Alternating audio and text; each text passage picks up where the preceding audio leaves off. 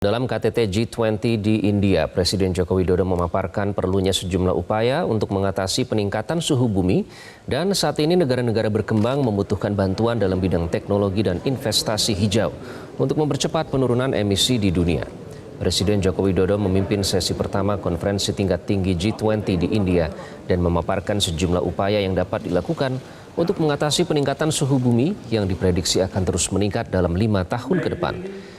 Dalam sesi ini, Presiden juga mengungkapkan pentingnya percepatan transisi ekonomi rendah karbon dalam upaya menekan angka peningkatan suhu bumi. Menurut Presiden, komitmen pendanaan negara maju masih sebatas retorika dan di atas kertas. Presiden Joko Widodo juga menekankan bahwa saat ini negara-negara berkembang membutuhkan bantuan dalam bidang teknologi dan investasi hijau untuk mempercepat penurunan emisi dunia.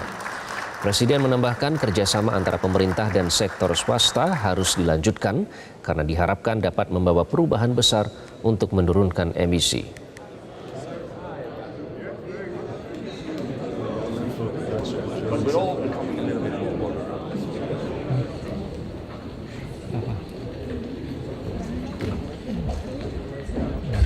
In a symbolic gesture, Presiden menyampaikan perlunya upaya masif dan radikal untuk mengatasi perubahan iklim. Presiden menekankan dua pendekatan. Yang pertama, percepatan transisi menuju low carbon economy.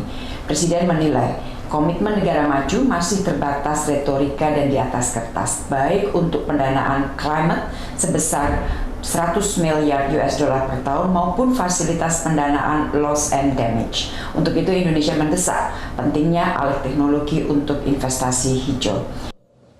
Pada sesi 2 pertemuan G20 yang mengangkat tema When Family, Presiden Joko Widodo mengungkapkan Indonesia berharap negara-negara di dunia bisa menjadi seperti keluarga yang saling membangun, peduli, dan memiliki tujuan bersama.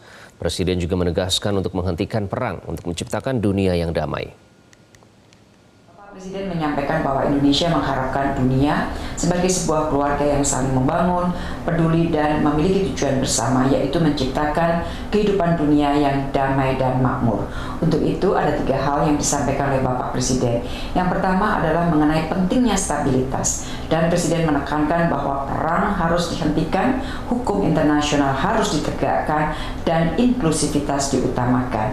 Indonesia sebagai ketua ASEAN terus mendorong ASEAN sebagai jangkar stabilitas kawasan. Yang kedua mengenai solidaritas, pentingnya solidaritas. Bapak Presiden mengatakan kerjasama dan dialog harus terbuka bagi semua. Kepentingan dan hak semua negara harus dihormati, termasuk suara dari the global south. Sementara itu, para pemimpin negara G20 akhirnya mencapai konsensus dalam puncak konferensi tingkat tinggi KTT G20 yang digelar di New Delhi, India. Mereka menyepakati deklarasi bersama yang disebut dengan Deklarasi New Delhi. Deklarasi New Delhi menekankan bahwa semua negara harus menahan diri dari ancaman atau penggunaan kekuatan untuk mengupayakan akuisisi wilayah, serta penggunaan atau ancaman penggunaan senjata nuklir adalah hal yang tidak dapat diterima. Sebagaimana KTT G20 di Indonesia tahun lalu, ketegangan masih terasa antara Amerika Serikat dan sekutunya Rusia, terutama terkait dengan isu geopolitik di Ukraina. Namun berbeda dengan deklarasi Bali tahun lalu yang menyerukan penghentian invasi Rusia ke Ukraina, deklarasi New Delhi justru bersikap lebih lunak terhadap isu tersebut. Bahkan semua referensi tentang Rusia, termasuk agresi Rusia dalam pernyataan bersama pada KTT G20 di Bali dihapus.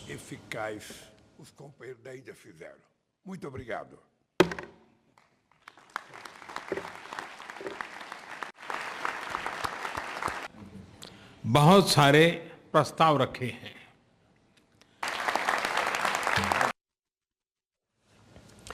Di sela padatnya agenda di KTT G20, Presiden Jokowi melakukan pertemuan bilateral dengan sejumlah pemimpin negara G20. Pertemuan dilakukan diantaranya dengan Presiden Prancis Emmanuel Macron dan Perdana Menteri Belanda Mark Rutte. Dalam pertemuan dengan Presiden Prancis Emmanuel Macron, Presiden Joko Widodo menyebut Indonesia mengapresiasi investasi Prancis pada sejumlah sektor strategis di Indonesia, salah satunya di IKN yang telah membuahkan 4 letter of intent. Presiden Jokowi pun berharap Prancis juga dapat merealisasikan komitmen untuk proyek transisi energi, termasuk melalui skema Just Energy Transition Partnership atau JETP. Indonesia juga mengharapkan dukungan Prancis terhadap proses keanggotaan Organisasi Kerjasama dan Pembangunan Ekonomi OECD.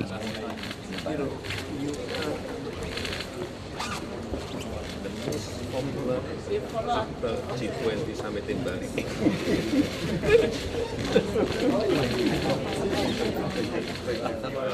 Nice to meet you.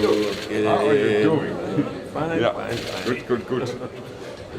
Dan sebelumnya, Presiden Joko Widodo juga menemui Perdana Menteri Belanda Mark Rutte. Presiden meminta Den Haag untuk mendukung pengembangan teknologi rendah karbon di Indonesia. Presiden Joko Widodo juga mendesak Belanda untuk mendorong penghapusan undang-undang anti-deforestasi Uni Eropa.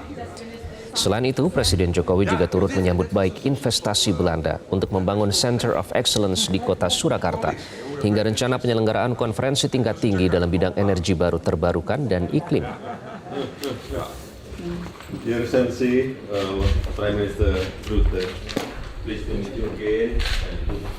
I appreciate your Excellency's sincere efforts to enhance our two countries' relation.